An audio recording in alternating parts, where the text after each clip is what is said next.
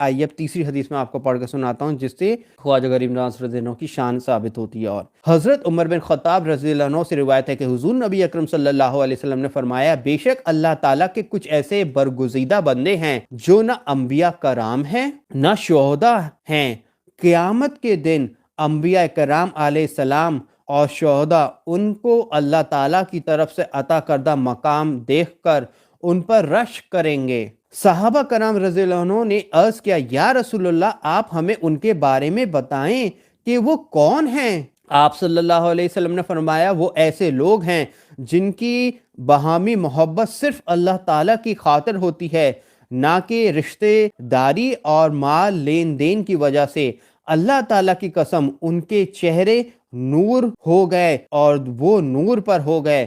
انہیں کوئی خوف نہیں ہوگا جب لوگ خوف زدہ ہوں گے، انہیں کوئی غم نہیں ہوگا جب لوگ غم زدہ ہوں گے۔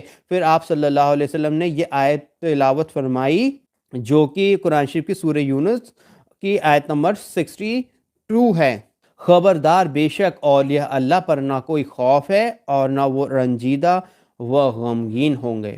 تو خواجہ غریب نواز رضی اللہ عنہ اللہ کے بہت بڑے ولی اور دوست ہیں، تو آئیے ان کی شان اس حدیث کے آئینے میں سمجھنے کی کوشش کریے۔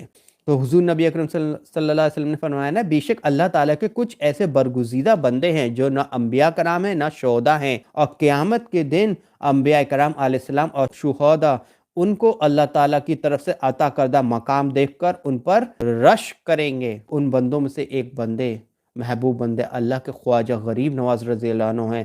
ان کا روز قیامت وہ مقام ہوگا کہ اس مقام کو دیکھ کر انبیاء کرام اور شہداء کرام دیکھ کر رشک کریں گے۔ یہ مقام ہوگا خواجہ غریب نواز سلطان الہند حضرت معین الدین چشتی اجمیری رضی اللہ عنہ کا قیامت کے دن۔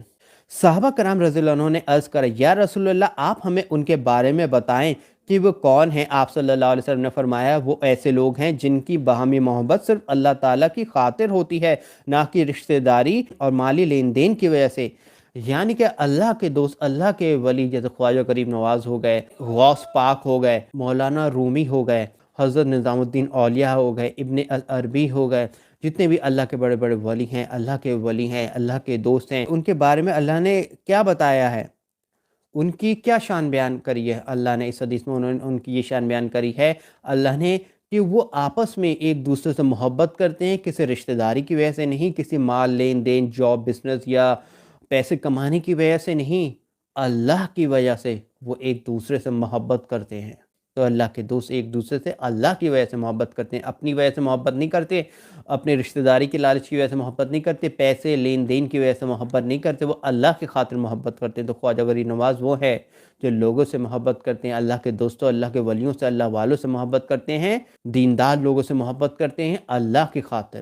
یہ شان بیان کری خواجہ غریب نواز کی اس حدیث کے اندر حضور صلی اللہ علیہ وسلم نے۔ حضور صلی اللہ علیہ وسلم آگے فرماتے ہیں، اللہ تعالیٰ کی قسم، ان کے چہرے نور ہوں گے اور وہ نور پر ہوں گے۔ قیامت کے دن ان کی شان کیا ہوگی؟ حضور صلی اللہ علیہ وسلم اللہ کی قسم فرما کے بتانے کہ خواجہ غریب نواز رضی اللہ عنہ کی یہ شان ہوگی، کیونکہ وہ اللہ کے ولی ہیں تو ان کی بھی یہ شان ہوگی کہ خواجہ غریب نواز رضی اللہ عنہ کا چہرہ قیامت کے دن نور ہوگا اور وہ نور پر ہوں گے، ان کا چہرہ نور ہوگا اور وہ نور پر ہوں گے۔ خواجہ غریب نواز رضی اللہ عنہ کو کوئی خوف نہیں ہوگا جب لوگ خوف زدہ ہوں گے، انہیں کوئی غم نہیں ہوگا جب لوگ غم زدہ ہوں گے۔ اور پھر آپ صلی اللہ علیہ وسلم نے یہ آیت تلاوت فرمائی جو کہ اللہ کے اولیاء اللہ سے ریلیٹڈ تو ہے ہی ہے، اور خواجہ غریب نواز رضی اللہ عنہ اللہ کے بہت بڑے ولی ہیں۔ سورہ یونس کی آیت نمبر 62 ہے، خبردار، بے شک اولیاء اللہ پر نہ کوئی خوف ہے اور نہ وہ رنجیدہ و غمگین ہوں گے۔ تو اس آیت کو خواجہ غریب نواز رضی اللہ عنہ کی شان سے ریلیٹ کر کے دیکھیں تو اللہ کیا فرما رہا ہے؟ خبردار، بے شک خواجہ غریب نواز سلطان الہند حضرت معین الدین چشتی اجمیری رضی اللہ عنہ پر نہ کوئی خوف ہے اور نہ وہ رنجیدہ و غمگین ہوں گے۔ تو اس تیسری حدیث سے بھی ہمیں خواجہ غریب نواز رضی اللہ عنہ کی شان معلوم ہے۔ اسے امام ابو داؤد نے روایت کرا ہے اپنی سنن ابو داؤد میں، اور اس کا والیم 3 پیج نمبر 288 ہے اور حدیث نمبر 3527 ہے۔